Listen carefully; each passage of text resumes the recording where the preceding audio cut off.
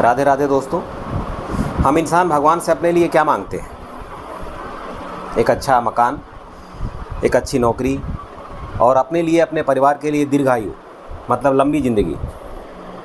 पर क्या हमने कभी सोचा है कि यदि इस संसार में जब भगवान जन्म लेते हैं इंसान के रूप में, तो वो अपने लिए क्या मांगते होंगे? अपने गुरु से, अपने भगवान से जिसकी वो आराधना करते हैं। हम बात करते हैं भगवान नीलकंठ की, जिन्हें हम स्वामी नारायण के नाम से भी जानते हैं, जिनका मंदिर हमारे देश में बना हुआ है, अक्षरधाम स्वामी नारायण मंदिर। दोस्तों,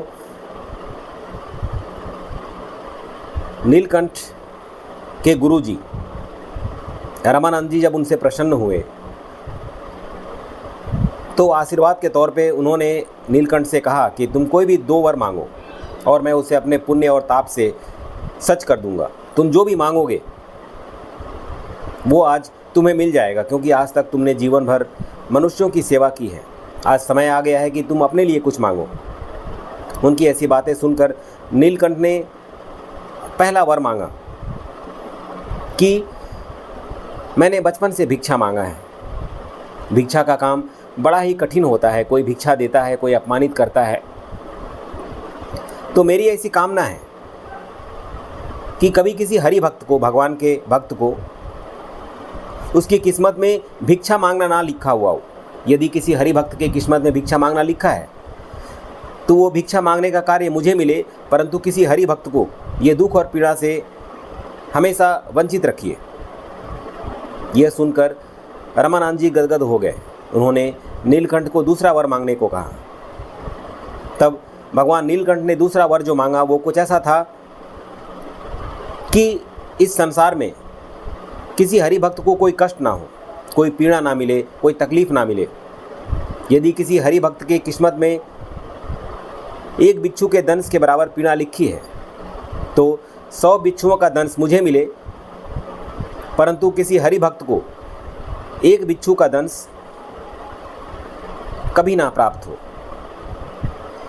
नीलकंठ के दोनों वर सुनकर रामानंद जी काफ़ी प्रसन्न हुए। उनकी आंखें भर आई। वो सोच में पड़ गए कि वास्तव में नीलकंठ इस संसार में भगवान का स्वरूप है, क्योंकि आज तक इन्होंने मनुष्यों की सेवा की है, उनके हित को ध्यान दिया है। आज जब इनकी बारी आई, जब ये कुछ अपने लिए मांग सकते हैं, अपने स्वार्थ के लिए मांग सकते हैं, तब भी इन्होंने लोगों का हित ही सोचा। रामानंद जी ने खड़े होकर अपने शिष्य को गुरु मानकर प्रणाम किया और बोला कि नीलकंठ, हम दोनों की पदवी अलग अलग है। मैं आज गुरु हूँ, तुम शिष्य हो, पर वास्तव में अगर मैं बताऊं तो तुम्हारे जो कर्म हैं, तुम्हारी जो सोच है, तुम्हारी जो भावनाएं हैं,